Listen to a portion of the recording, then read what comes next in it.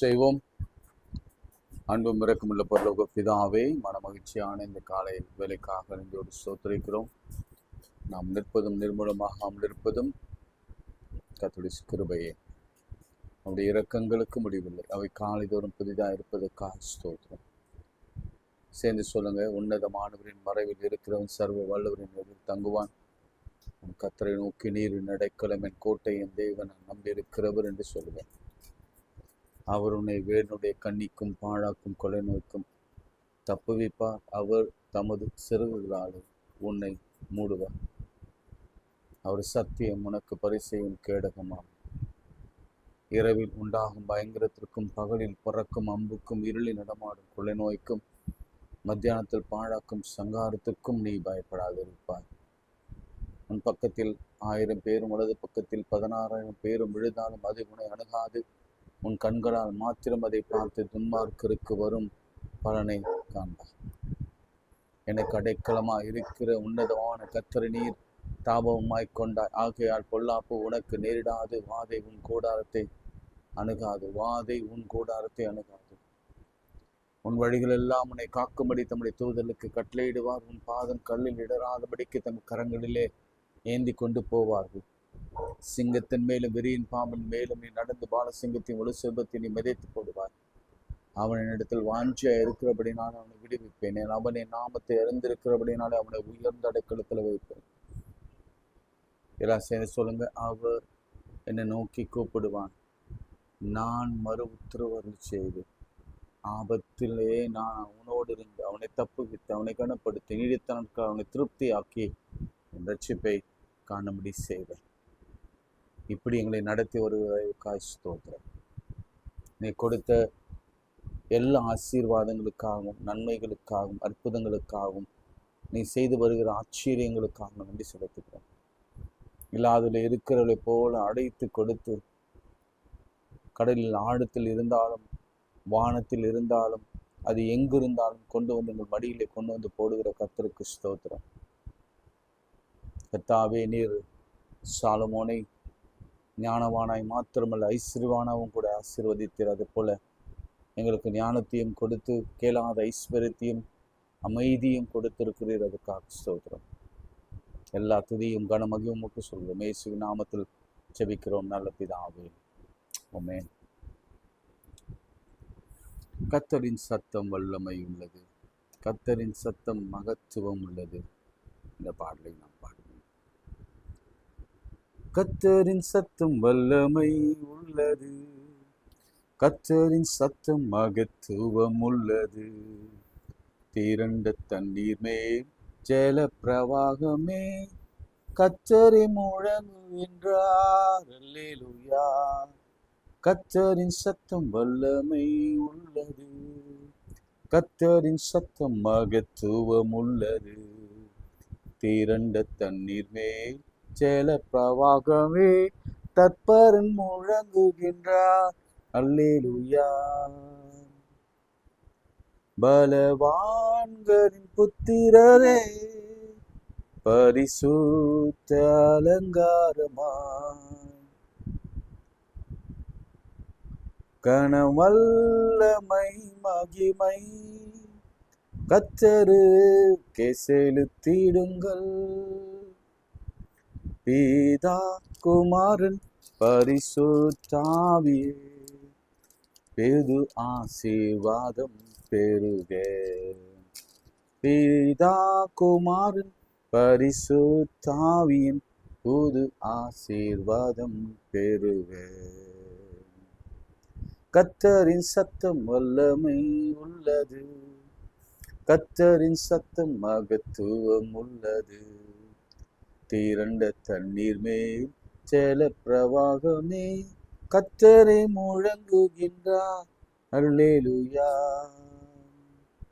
கேதூர் மரங்களையும் லீபனோனின் மரங்களையும் கர்த்தரின் வலிய சத்தம் கோரமாக முறிக்கின்றதே. சேனை அதிபன் நமது முன்னிலை ஜெப வீரனாக செல்கிறார். சேனை அதிபன் நமது முன்னிலை ஜெய வீரடாக செல்கிறார். கர்த்தரின் சத்தம் மகத்துவம் உள்ளது, கர்த்தரின் சத்தம் வல்லமை உள்ளது. திரண்ட தண்ணீர் மேல் ஜல பிரவாகமே கர்த்தரை முழங்குகின்றார். அல்லேலூயா. கர்த்தரின் சத்தம் வல்லமை உள்ளது. கைகளை உயர்த்தி ஆண்டவருடைய சத்தம், கேதுரு மரங்களை முறிக்கிற சத்தம், லெபனோன் மரங்களை முறிக்கிற சத்தம். ஆண்டவரே, அக்னி ஜுவாலையிலே சத்தம் பிளக்கிறது. காதேஸ் வனாந்திரத்தை கர்த்தருடைய சத்தம் அதிர பண்ணுகிறது. ஆண்டவரே, பெண் மான்களை ஈனம் பண்ணும்படியாய் உம்முடைய சத்தம் காட்டையும் வெளியாக்கும் கர்த்தரின் வலிய சத்தம். ஆண்டவரே, நீர் பேசுகிறது, உடைய வார்த்தை எங்களோடு கூட தினந்தோறும் இடைப்படுகிறதுக்காய் ஸ்தோத்திரம். ஆண்டவரே, நீங்க ஒவ்வொரு முறை பேசும் பொழுதும் ஒரு பெரிய அற்புதங்களும் அடையாளங்களும் எங்கள் குடும்பங்களில் நடக்கிறதுக்காய் ஸ்தோத்திரம். ஒவ்வொரு முறை உங்களுடைய வார்த்தையை தியானிப்பதன் வழியாக நாங்கள் பெரியதொரு அற்புதத்தை காணுகிறோமே, உமக்கு ஸ்தோத்திரம். இந்த நாளிலும் கூட வியாதியின் நிமித்தமா, பலவீனத்தின் நிமித்தமா, வேதனையோடு கூட உம்முடைய பாதப்படியில அமர்ந்து உம்முடைய சத்தத்துக்காக இயங்குகிற பிள்ளைகள் மீது கர்த்தருடைய கரம் வைக்கப்படுவதாக, பலத்த கரம் வைக்கப்படட்டும் சுவாமி. எல்லா கேன்சர்கள், நுரையீரல் கேன்சர் விசேஷமாக ஆண்டவரை குணமாகட்டும். அது 4வது ஸ்டேஜ் இருந்த போதிலும் நாங்கள் விசுவாசிக்கிறோம், நாங்கள் நம்புகிறோம். நாங்கள் நம்புகிறவர் இன்னார் என்று அறிந்திருக்கிறோம். என் இயேசுவால் எல்லாம் கூடும் என்று விசுவாசிக்கிறோம். நம்முடைய வார்த்தை இப்பொழுதே அதிர பண்ணுகிற வார்த்தை, பெண்மானை ஈன பண்ணுகிற வார்த்தை, அந்த கேன்சர் கிருமிகளை அகற்றும்படியாக நான் செபிக்கிறேன். ஆண்டவரே, குழந்தை இல்லாதவர்களுக்கு வானத்திலிருந்து ஒரு சத்தம் உண்டாகி அந்த பிள்ளைகளுக்கு பெற பண்ணுகிறவராகிய நான் பெற செய்யாமல் இருப்பேனோ என்று உம்முடைய சத்தம் அவர்கள் காதுகள் கேட்க பண்ணும். கடன் வாங்கி அதை அடைக்க முடியாமல் தவிக்கிற ஒவ்வொரு பிள்ளைகளுக்கு கர்த்தருடைய சத்தம், நான் உன்னை வாழாக்காமல் தலையாக்குவேன், கீழாகாமல் மேலாவா என்ற ஒரு சத்தம் பரலோகத்திலிருந்து கேட்க பண்ணுவீராக. இல்லாதவளை இருக்கிறவளை போல் அழைக்கிற என் தேவனுடைய சத்தம், ஆண்டவரே, வயதான மக்களை கர்த்தர் தொடுவீராக. சரும வியாதிகள், கட்டிகள் இயேசுவின் நாமத்தினாலே இப்பொழுது மறைந்து அது இல்லாமலே போவதாக என்று நான் செபிக்கிறேன். திருமணமாகாத பிள்ளைகளுக்கு இதோ நான் ஏற்ற துணையை உருவாக்குவேன், நாம் நலம் மூலம் ஒன்று சொல்லக்கூடாது என்று எலேசர் வாயிலே போட்ட அந்த வார்த்தை, ரெபேக்காள் மனதிலே எழும்பின அந்த வார்த்தை, லாபான் சொன்ன அந்த வார்த்தை, ஆபிரகாமின் ஜெபம், ஈசாக்கின் தியானம், இவைகளெல்லாம் எங்கள் காதுகள் குளிர கேட்கும்படியான கிருபைகளை தருவீரார்.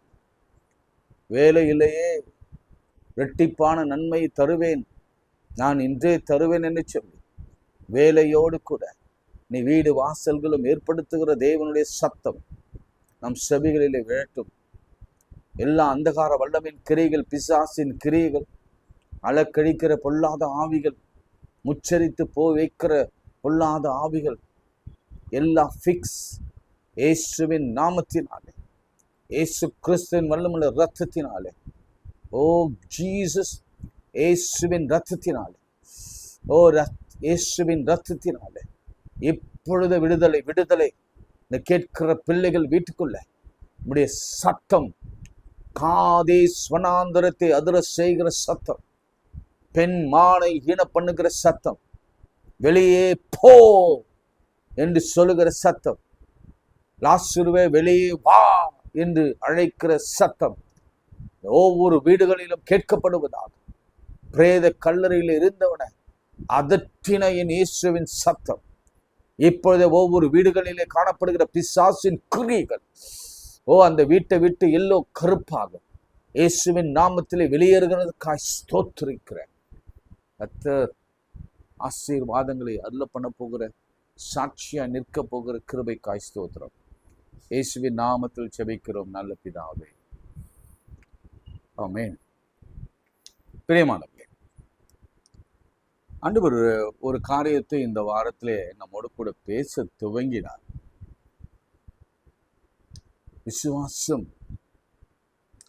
விசுவாசம் இல்லாமல் தேவனுக்கு பிரியமாய் இருக்க கூடாது.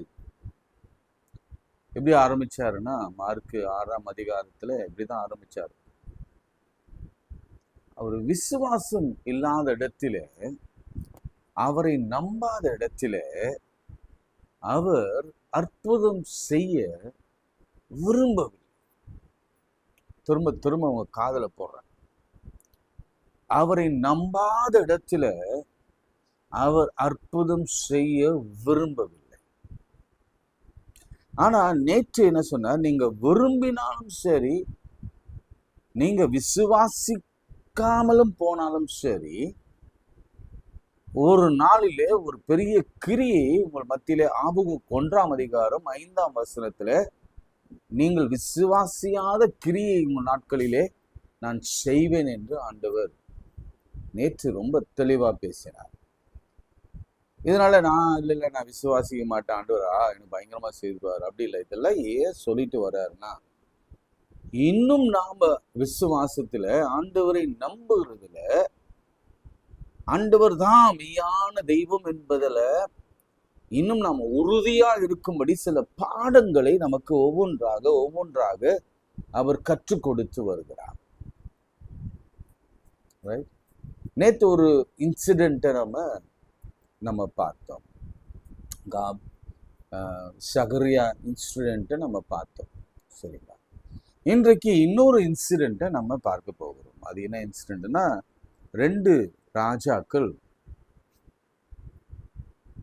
7ஆம் அதிகாரம் சில வசனங்களை நான் உங்களுக்காக வாசிக்கிறேன். 2 ராஜாக்கள் 7ஆம் அதிகாரம். அப்பொழுது எலிசா, கர்த்தருடைய வார்த்தையை கேளுங்கள், நாளைக்கு இந்த நேரத்தில் சமாரியாவின் வாசலிலே 1 மரக்கால் கோதுமை 1 சேக்கலுக்கும், 2 மரக்கால் வாட்கோதுமை 1 சேக்கலுக்கும் விற்கப்படும் என்று கர்த்தர் சொல்லுகிறார் என்றார். 33ஆம் வசனத்தை கொஞ்சம் வாசிக்கலாம். அதுக்கு முந்திய அதிகாரம். அவர்களோடு கூட அவர் பேசிக் கொண்டிருக்கல, அந்த ஆள் அவரிடத்தில் வந்து, இதோ இந்த பொல்லாப்பு கர்த்தரால் உண்டானது, நான் இனி கர்த்தருக்காக காத்திருக்க வேண்டியது என்ன என்று ராஜா சொல்லுகிறார் என்றார். ராஜா he gave up. என்ன பொல்லாப்பு?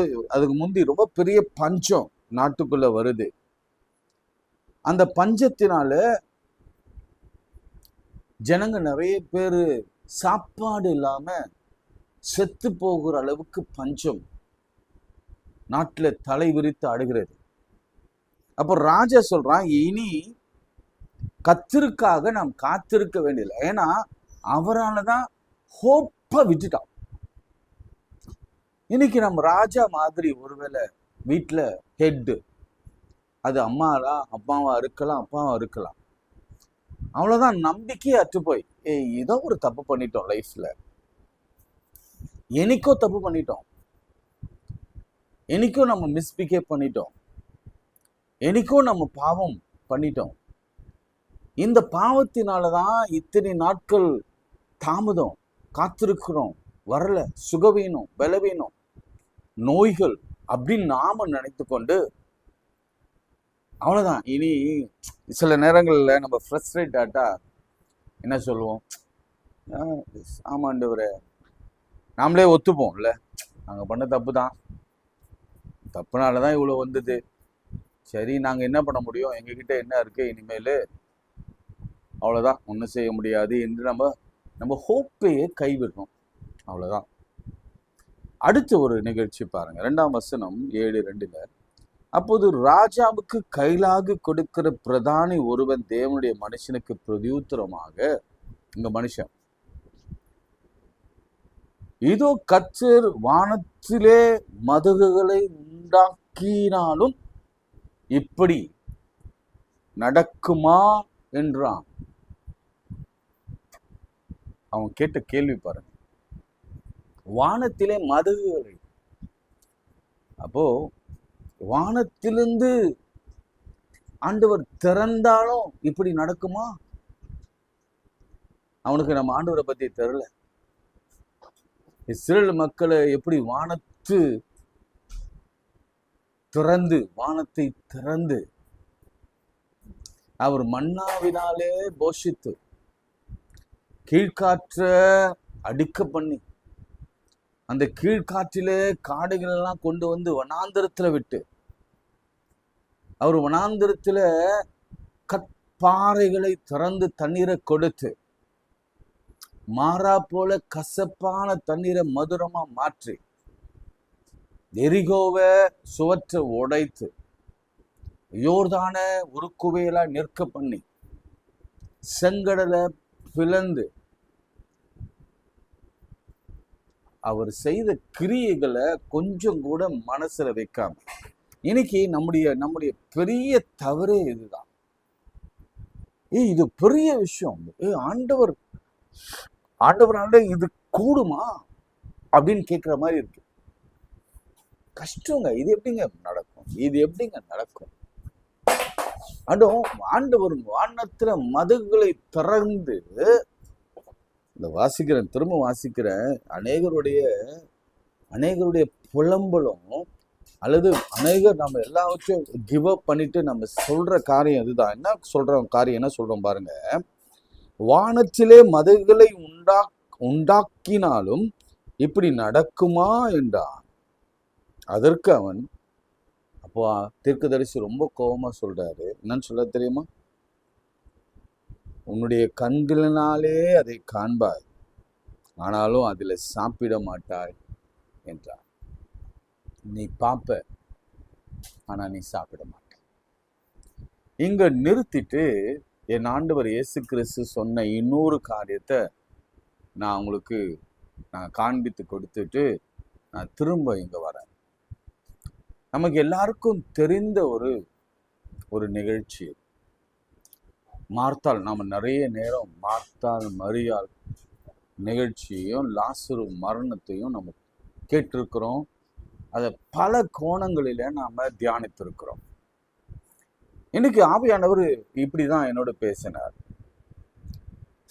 இயேசு சொல்றாரு, ஈவன் 2 பேர் இடத்துல சொல்றாரு, மார்த்தாள் இடத்திலும் சொல்றாரு, மரியாள் இடத்திலும் சொல்றாரு, நீ விசுவாசித்தார் தேவனுடைய மகிமையை நீ காண்பாய். அது அவரு சொன்னதை இவங்க சுத்தமா நம்பல. அவர் என்ன சொல்ற வர்றாரு, ஏம்மா நீ விசுவாசிச்சினா செத்தவன் உயிரோட வருவான் அப்படின்னு சொன்னா அவங்க அதை விசுவாசிக்கவே இல்லை. 11ஆம் அதிகாரம் 25ஆம் வசனத்துல, அதுக்கு முந்திருக்கிற வசனத்தை நான் கொஞ்சம் வாசிக்கிறேன், அப்போ உங்களுக்கு புரியும். இயேசு அவளை நோக்கி, உன் சகோதரன் உயிர்த்தெழுந்திருப்பான் என்றார். இன்னைக்கு ஆவியானவர் சிலரோடு கூட சத்தமா பேசுறார், சாஃப்டா இல்ல, ரொம்ப சத்தமா. ஏன்னா இன்னைக்கு அதுதான் அவருடைய எமோஷன் அதுதான். என்ன எமோஷன்னா, வந்து சொல்றார் ஆண்டவர், உன் சகோதரன் உயிர்த்தெழுந்திருப்பான். அதற்கு மார்த்தாள், எஸ், உயிர்த்தெழுதல் நடக்கும், கடைசி நாளிலே அவனும் உயிர்த்தெழுந்திருப்பான் என்று அறிந்திருக்கிறேன் என்றார். இப்போ இல்லை, கடைசி நாள்ல. இயேசு அவளை நோக்கி, நானே உயிர்த்தெழுதலும் ஜீவனுமா இருக்கிறேன், என்னை விசுவாசிக்கிறவன் மரித்தாலும் பிழைப்பான். அவர் நிகழ்காலத்தை குறித்து சொல்லி கொண்டிருக்கிறார். இவ வருங்காலத்தை பற்றி பேசுகிறாள். ஃபியூச்சர்ல எஸ் லாசரு எழுந்திருப்பான் நம்புறேன். ஆண்டவர் சொல்றார், நோ நோ நோ, இன்னைக்கு எழுந்திருப்பான். இன்னைக்கு நமக்கு கவலையே என்னன்னா, வருங்காலத்துல ஏதோ நடக்கும், நடக்காம போகும், அதை நான் அறிந்திருக்கிறேன். ஆனா இன்றைக்கு நிச்சயம் நடக்காது.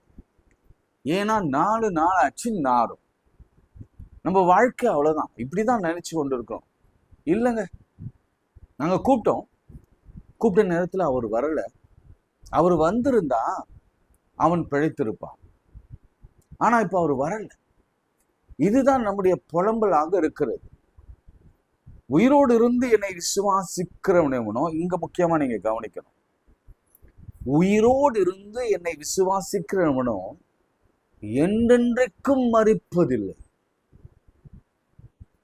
சரி, இதை நான் சொன்னேன்னா என்னன்னு நீங்க தான் சொல்லுவீங்க. உயிரோடு இருந்து அவரை விசுவாசிக்கிறவனுக்கு சாவில்லை அப்படின்னு சொல்றாரு. நீங்க சொல்லுவீங்க, பைத்தியக்காரன் நீங்க, எல்லாரும் செத்துதாங்க ஆகணும். ஆண்டவர் இப்படி பேசுறாரு.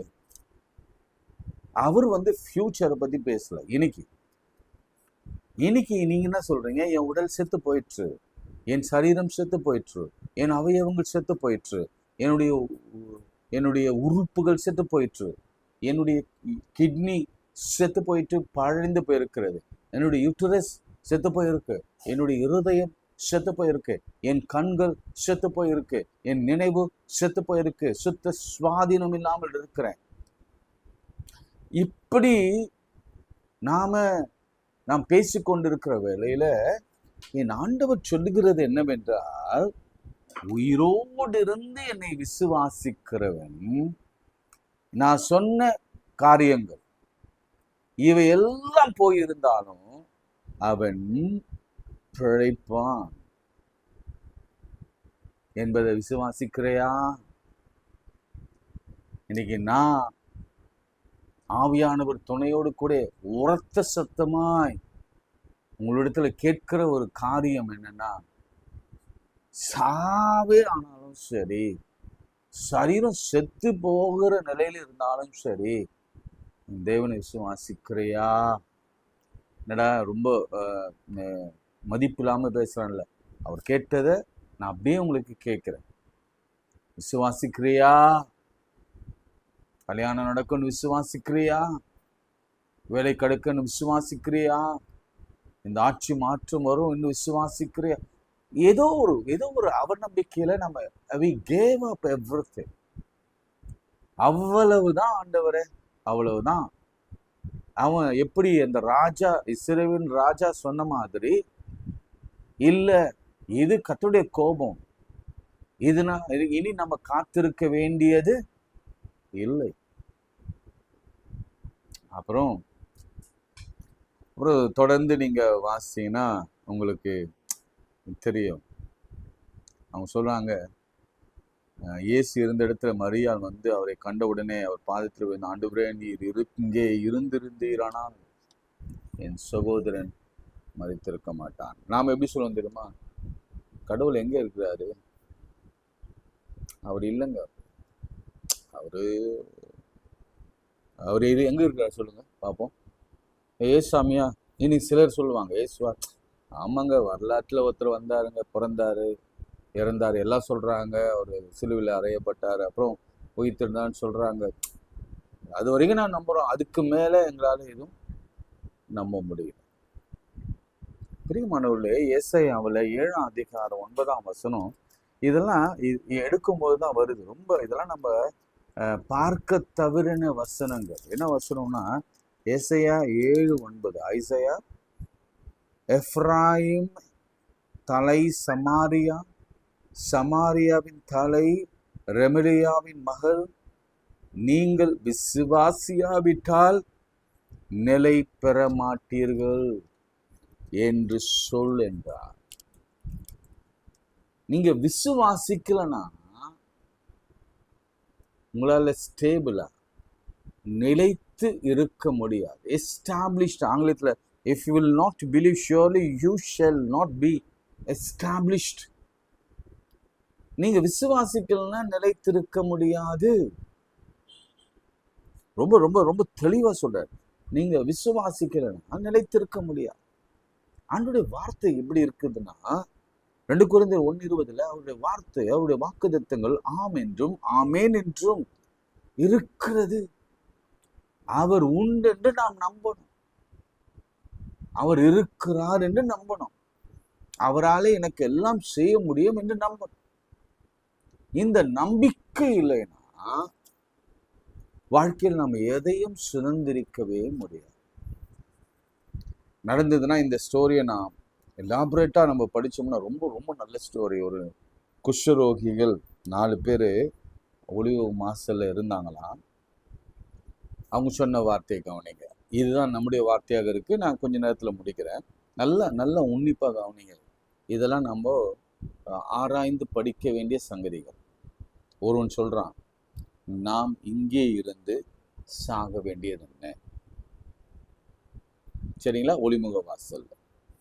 பட்டணத்துக்குள் போவோம் என்றாலும் பட்டணத்தில் பஞ்சம் இருக்கிறதுனாலே அங்கே சாவோம். கவனிங்க, நல்ல கவனிங்க. பட்டணத்துல போனா பட்டணத்துல சாவும். 1. சீரிய இராணுவத்திற்கு போவும் வாருங்கள். ஒருவேளை அங்கே உயிரோடு விளைத்தால் அவங்க மனம் இறங்கினால் நாம பிழைப்போம். அவங்க கொன்றால் சாவு. 3 விஷயம் பாருங்க, கவனிங்க. ஒளிமுக வாசல் இருந்தாலும் செத்துருவாங்க. ஏன்னா வியாதி, வறுமை, அங்க பஞ்சம் இருக்கு. கவனிங்க, அவங்களுக்கு எல்லா கதவுகளும் அடைக்கப்பட்டது. ஒளிமுக வாசலிலே இறந்து போவாங்க. பட்டணத்திற்குள் போனா என்ன செய்வாங்க? சமாரியர்கள் அவர்களை அடிச்சு கொண்டு போட்டுருவாங்க. அங்க போனாலும் பஞ்சம், அங்கேயும் சாவும். இராணுவத்துக்கு போனா ஆப்ஷன் 1, ஒருவேளை இறங்குனா உயிரோடு இருப்போம். ஆப்ஷன் 2, அவங்க நம்மளை கொண்டு போடுவாங்க. ஸோ இதுல புரிந்து கொள்ள வேண்டிய விஷயம் என்னன்னா, அவங்களுக்கு நாலாபுறமும் கதவுகள் அடைக்கப்பட்டு விட்டது. எந்த திசையிலும் அவர்களாலே போனாலும் அங்க சாவு நிச்சயம் என்று அவங்க முடிவு செய்துட்டாங்க. இப்போ ஒரு சான்ஸ் எடுக்கிறாங்க. என்ன சான்ஸ்? இறக்கம் கிடைக்கிற இடத்துக்கு நம்ம போகலாம். அது கூட சொல்ல முடியாது. ஒருவேளை இறங்கினால் நம்ம பிழைக்கலாம். இன்னைக்கு நம்முடைய வாழ்க்கையில கூட நம்ம நோ ஹோப், எல்லா சைடும் நமக்கு அடைக்கப்பட்டு விட்டிருக்கிறது. ஒரே ஹோப்னா கர்த்தருடைய இரக்கம் தான். அவர் மேல நம்பிக்கை வச்சு நாம் எழுந்து போவோம் அப்படின்னு ஒரு முடிவு எடுத்துட்டோம்னா நிச்சயமாக பரலோகத்தில் இருக்கிற வாசல் நமக்காக எப்பொழுதும் திறந்திருக்கிறது. அங்கிருந்து நமக்கு மதகுகளை உண்டாக்கி கர்த்தர் கொடுக்க அவர் வல்லவராக இருக்கிறார். ஆச்சரியம் பாருங்க, அங்க ஆண்டவர் நிறைய இராணுவ ரதங்களின் இரைச்சல்களையும் குதிரை ரதங்களின் மகா இரைச்சல்களையும் கேட்க பண்ணினாலே அவர்கள் ஒருவரை நோக்கி, அதெல்லாம் உங்களுக்கு தெரியும், தப்பும்படி ஓடி போனார்கள். அந்த குஷ்டரோகிகள் பாளையத்தின் முன்னணி மட்டும் வந்தபோது ஒரு கூடாரத்துக்குள் பிரவேசித்து புசித்து குடித்து அதிலிருந்து வெள்ளியும் பொன்னியும் வஸ்திரங்களையும் எடுத்துக்கொண்டு போய் ஒளித்து வைத்து. எவ்வளோ ஷார்ப்பா இருக்கிறாங்க பாருங்க குஷ்டரோகி. வியாதியஸ்தர் அவங்க, ஆனாலும் ஞானத்தை கவனிங்க. போறாங்க, நல்லா சாப்பிட்டாங்க, வெள்ளியும் பொண்ணு வஸ்திரங்களை கொண்டு வந்து போய் புதைச்சி வச்சாங்க. அடுத்த கூடாரம் போறாங்க, அதே மாதிரி அதிலிருந்தும் அப்படி எடுத்துக்கொண்டு போய் ஒளித்து வைத்தாங்க. பிறகு சொல்றாங்க, நாம் செய்கிறது நியாயம் இல்லை. இந்த நற்செய்தி, இந்த நாள் நற்செய்தி அறிவிக்கும் நாள்.